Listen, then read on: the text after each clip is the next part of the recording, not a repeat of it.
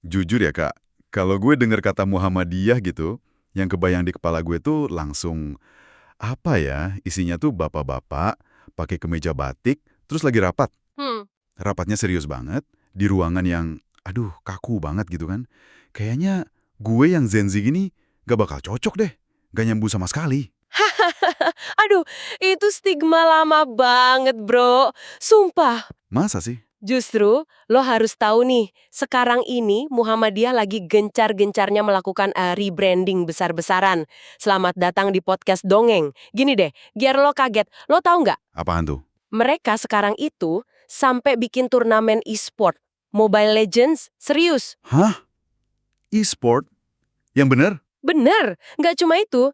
Mereka juga bikin film yang tayang di bioskop. Wow. Bahkan, ini yang paling gila, sampai ngebahas isu mental health, isu yang relevan banget sama kita-kita. Seriusan ini.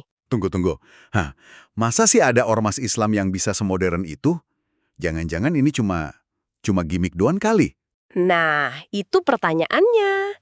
Kita buktikan datanya sekarang.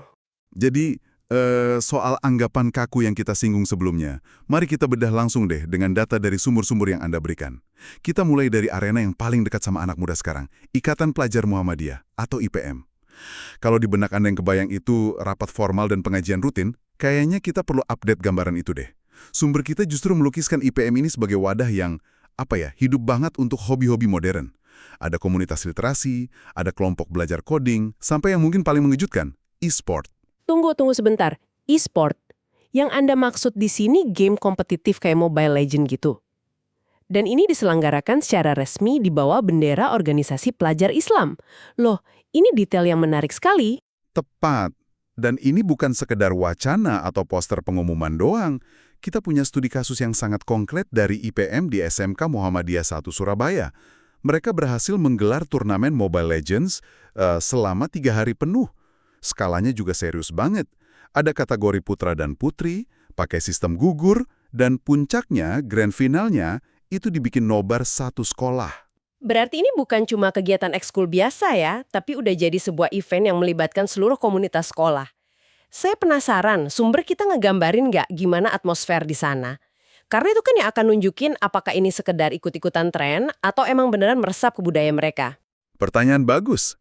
Dan jawabannya, sangat meresap. Sumber kita melukiskan suasananya itu, wah, hidup banget, penuh drama. Ada satu momen yang digambarkan sebagai epic comeback waktu grand final. Satu tim udah diambang kemenangan, hampir ngalahin Lord, monster terkuat di game itu. Tapi tiba-tiba, jungler dari tim lawan nyelinap dari semak-semak dan dengan satu serangan pamungkas berhasil nyuri Lord itu. Wah, Seketika, satu ruangan penonton langsung gemuruh, teriak histeris. Bahkan, ada detail yang manusiawi banget. Beberapa siswa sampai nangis terseduh-seduh waktu tim perwakilan kelas mereka akhirnya kalah. Ini bukan lagi soal main game, ini soal harga diri, komunitas, dan emosi yang tulus. wow, detail soal siswa yang menangis itu segalanya. Itu mengubah ini dari sekedar berita tentang turnamen game jadi sebuah potret sosiologis. Ini menunjukkan mereka berhasil mentransformasi hobi digital yang sering dianggap individualis menjadi sebuah pengalaman komunal yang nyata. Yang lebih menarik lagi kalau kita lihat dari sudut pandang strategi organisasi. Saat banyak kalangan agamawan lain masih sibuk berdebat soal hukum main game, apakah ini lagu atau sia-sia atau bahkan haram, Muhammadiyah justru masuk dan mengambil alih narasinya. Mengambil alih narasi, maksudnya gimana tuh? Mereka nggak melarang, tapi mereka membingkainya kembali, melakukan reframing gitu. Game nggak lagi dilihat sebagai buang-buang waktu, tapi sebagai ajang adu strategi, kreativitas, dan yang paling penting, kerjasama tim. Ini adalah manifestasi dari salah satu prinsip inti mereka, yaitu tajdid atau pembaruan. Mereka lihat fenomena baru, dan alih-alih menolaknya mentah-mentah, mereka coba cari cara untuk mengadaptasi dan memberinya makna baru yang sejalan dengan nilai-nilai mereka. Dan mereka bahkan ngasih sentuhan khas pada adaptasi itu. Dari sumber kita, muncul istilah unik Mobile Legend Syariah. Tapi secara simbolis, ini pernyataan yang kuat loh. Ini upaya sadar untuk menciptakan ruang bagi hobi anak muda tanpa harus mengorbankan identitas keagamaan mereka. Seolah mereka bilang, Kamu bisa jadi gamer yang kompetitif, sekaligus muslim yang taat, keduanya nggak perlu bertentangan. Ini langkah adaptif yang signifikan banget, jauh dari citra kaku. Benar sekali. Dan pendekatan adaptif ini, yang disebut dakwah kultural, ternyata nggak berhenti di game. Mereka sadar betul generasi sekarang nggak cukup didekati cuma dengan ceramah dari atas mimbar. Jadi mereka masuk ke medium lain. Contohnya sinema. Lembaga Seni Budaya dan Olahraga atau LSBO Muhammadiyah ternyata kolaborasi dengan pesantren Tebu Ireng yang notabene ikonnya Nahdlatul Ulama. Mereka bareng-bareng produksi film Jejak Langkah Dua Ulama. Manuver politik dan budaya yang cerdas banget. Di level simbolis, ini ngirim pesan persatuan yang kuat ke akar rumput kedua organisasi Islam terbesar di Indonesia. Dan di level praktis, ya film adalah medium paling efektif buat menjangkau imajinasi generasi visual saat ini. Tepat. Lalu di bidang pendidikan, terobosannya bahkan lebih fundamental. Sumber-sumber kita menyoroti pendirian Universitas Cyber Muhammadiyah atau Cybermu. Ini adalah kampus full online pertama yang dimiliki oleh Ormas Islam di Indonesia. Ini jawaban langsung buat kebutuhan Gen Z yang pengen fleksibilitas total. Anda bisa kuliah dari kafe di Bali atau dari rumah di pelosok desa asal ada internet. Mereka benar-benar mikirin ulang konsep kampus biar pas dengan gaya hidup generasi baru. Digital yang masif. Riset yang Anda bagikan kan mencatat ada puluhan mungkin ratusan ya, portal berita dan situs dakwah yang dikelola di bawah payung Muhammadiyah. Ada yang di level pusat seperti muhammadiyah.org, ada yang level wilayah seperti pwmu.co yang aktif banget di Jawa Timur, bahkan sampai ke tingkat organisasi otonom. Mereka kayak membangun pasukan media digital ya? Persis. Tapi ini yang kemudian memunculkan pertanyaan menarik. Oke, mereka bangun infrastruktur digital yang besar banget. Tapi tujuan akhirnya apa? Apakah ini murni langkah defensif buat menciptakan ruang aman bagi pengikut mereka dari konten hoax dan ekstrim di luar sana? Ataukah ini langkah ofensif untuk secara aktif mencoba membentuk wacana publik yang lebih luas di Indonesia? Saya rasa keduanya deh. Mereka ingin membentengi dari dalam sekaligus mempengaruhi keluar. Buktinya adalah produk pemikiran mereka yang spesifik buat era ini, yaitu fikih medsos. Ini panduan etika dari majelis tarjih mereka yang isinya relevan banget. Gimana seorang muslim harus verifikasi berita, gimana cara berdebat tanpa ujaran kebencian, dan gimana melawan hoax. Ini upaya untuk ngasih fondasi moral buat pasukan digital mereka. Sebuah benteng etis kalau boleh dibilang gitu ya. Namun disinilah tantangannya muncul. Sumber kita mengutip data dari alexa.com per akhir 2021 yang menunjukkan realita menarik. Situs utama mereka, muhammadiyah.or.id, itu di peringkat 1124 di Indonesia. Sebagai perbandingan, situs kompetitor utama mereka, nu.or.id, ada di peringkat 122. Ini kesenjangan yang signifikan. Artinya, meski secara kuantitas mereka punya banyak banget media, secara jangkauan dan pengaruh, pertarungan untuk merebut perhatian di dunia digital ini masih sangat kompetitif. Ini bukan perlombaan yang mudah. Jadi, kuantitas belum tentu sejalan dengan kualitas jangkauan. Tepat. Dan ini bikin saya mikir semua upaya adaptasi di dunia digital dan budaya pop ini impresif banget. Tapi apakah fokus pembaruan mereka cuma di dunia maya? Kita tahu dari berbagai sumber kalau Gen Z sekarang juga cemas banget sama isu-isu yang sangat nyata dan membumi. Saya, dan mungkin juga Anda yang mendengarkan, sangat peduli dengan hal-hal seperti krisis lingkungan dan darurat kesehatan mental. Apakah konsep Islam berkemajuan yang mereka usung juga diterjemahkan jadi aksi nyata di dua arena krusial ini? Wah, ini pertanyaan yang langsung ke jantung persoalan. Dan jawabannya, ya. Justru di ranah inilah konsep Islam berkemajuan mereka kelihatan wujudnya yang paling nyata. Untuk isu lingkungan, mereka nggak cuma ngeluarin pernyataan, tapi punya gerakan terorganisir yang disebut jihad ekologi atau eko-jihad lewat majelis lingkungan hidup mereka. Penggunaan istilah jihad ekologi itu sendiri udah kuat dan provokatif ya. Mereka merebut kembali kata jihad dari konotasi kekerasan dan memberinya makna perjuangan menyelamatkan bumi. Sebuah langkah retoris yang brilian. Tapi bentuk konkretnya di lapangan gimana? Ada sebuah kisah yang kuat dan inspiratif banget dari Banyuwangi yang dicatat di sumber kita. Program ini namanya Eko Bineka, diinisiasi oleh Nasyatul Aisyah, organisasi perempuan muda Muhammadiyah. Yang bikin program ini luar biasa adalah pesertanya. Mereka sengaja menggerakkan anak-anak muda lintas iman. Jadi, dalam satu tim kerja, ada anak muda Muslim, Kristen, Katolik, Buddha, Hindu, dan Konghucu. Semuanya bahu-membahu. Lintas iman untuk isu lingkungan. Ini levelnya udah lebih dari sekedar toleransi. Ini kolaborasi aktif. Apa aja yang mereka lakukan bareng? Cuma bikin biopori di halaman masjid, tapi juga di halaman gereja, di halaman pura, dan di halaman wihara. Ada satu adegan yang diceritakan di sumber kita, di mana lagu Mars Muhammadiyah, Sang Surya, berkumandang saat mereka kerja di halaman tempat-tempat ibadah lain itu. Bukan sebagai lagu dominasi ya, tapi sebagai musik latar dari kerjasama demi tujuan yang sama, menjaga bumi. Para pendeta, pastor, pemuka agama lain ngasih testimoni betapa gerakan ini berhasil meruntuhkan sekat-sekat prasangka yang udah puluhan tahun ada di komunitas mereka. Tunggu, mari kita berhenti sejenak di gambaran itu. Mars, sebuah organisasi Islam berkumandang di halaman gereja sebagai simbol persatuan ekologis. Itu gambaran yang sangat kuat sih. Mereka berhasil menerjemahkan konsep teologis tentang khalifah fil ard menjadi aksi sosial yang sangat inklusif dan melintasi batas-batas agama. Ini bukan lagi sekedar program lingkungan, ini praktik nyata kerukunan dalam level yang paling otentik. Tepat. Dan pendekatan progresif yang sama juga mereka terapkan pada isu kesehatan mental. Kita tahu kan, isu ini seringkali dianggap tabu di banyak lingkungan agamis, di mana depresi sering disederhanakan jadi kurang iman.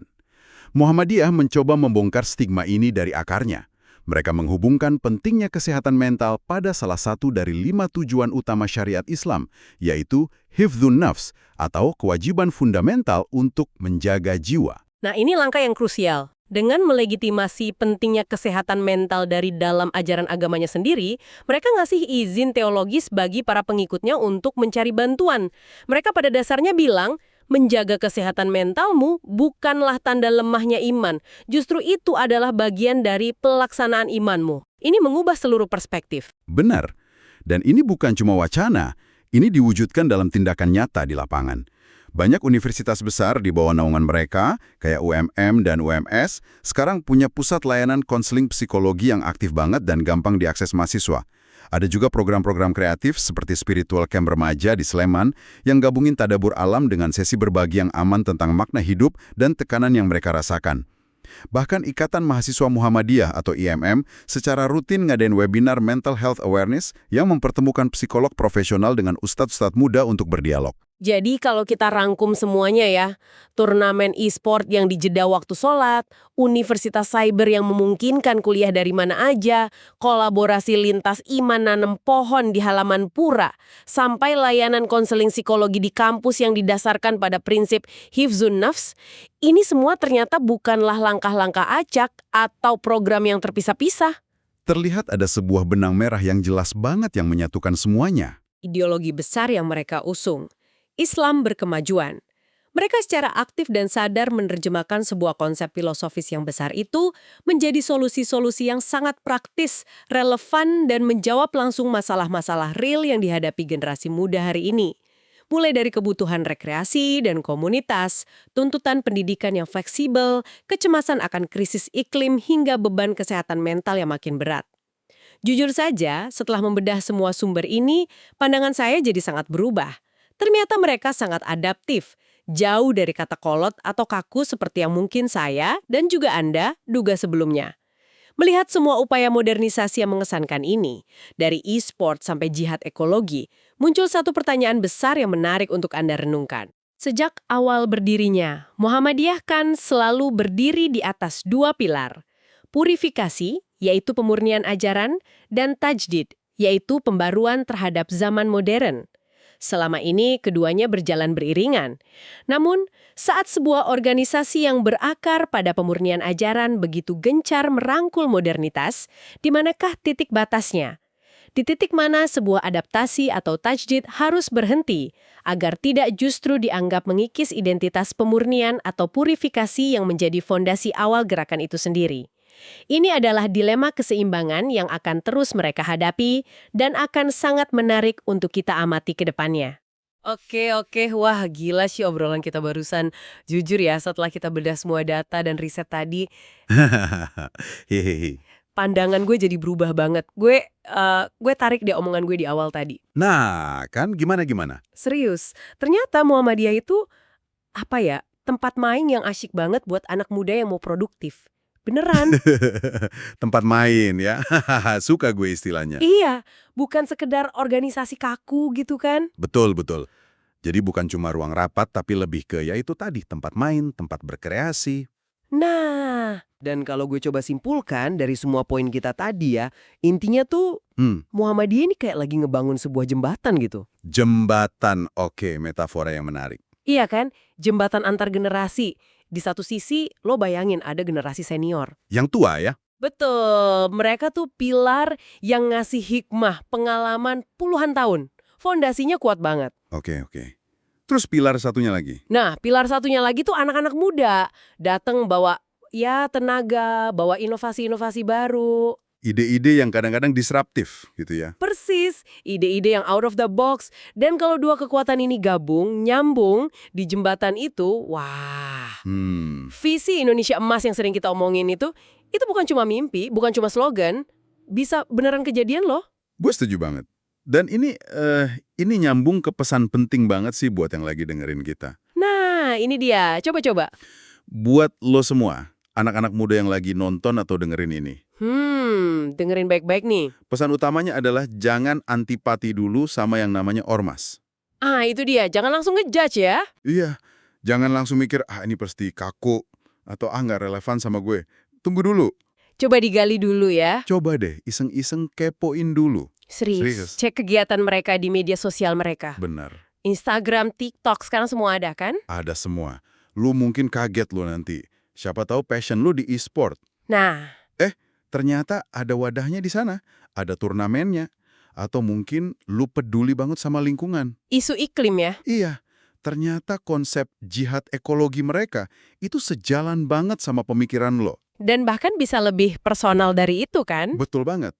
Mungkin lu lagi concern sama isu kesehatan mental. Yang lagi rame banget sekarang. Dan ternyata mereka udah ngomongin itu dari dulu lewat konsep hifsun nafs, menjaga jiwa. Wadahnya tuh udah ada. Tinggal kita mau masuk dan ikut kontribusi atau enggak, itu pertanyaannya. Nah, itu dia. Jadi, kalau obrolan kita ini ngebuka pikiran lo, atau bikin lo jadi penasaran, share video ini ke circle lo, biar makin banyak yang tahu. Dan tentu aja, jangan lupa subscribe podcast Dongeng, biar kita bisa dongengin hal-hal seru lainnya bareng-bareng. Oke, sebelum kita tutup, mungkin ada satu pertanyaan buat direnungkan ya. Boleh, apa tuh? Gini, kalau sebuah organisasi yang umurnya udah lebih dari seabad, dengan segala tradisinya, ternyata bisa seefektif itu mengintegrasikan isu-isu modern kayak e-sport, aktivisme digital, kesehatan mental. Oke. Terus, apa artinya ini buat institusi-institusi lain yang katanya lebih modern, tapi justru sering gagap adaptasi sama perubahan zaman? Wah, dalam. Itu tamparan keras sih. Mari berlomba-lomba dalam kebaikan. Fastabikul khairat. Fastabikul khairat.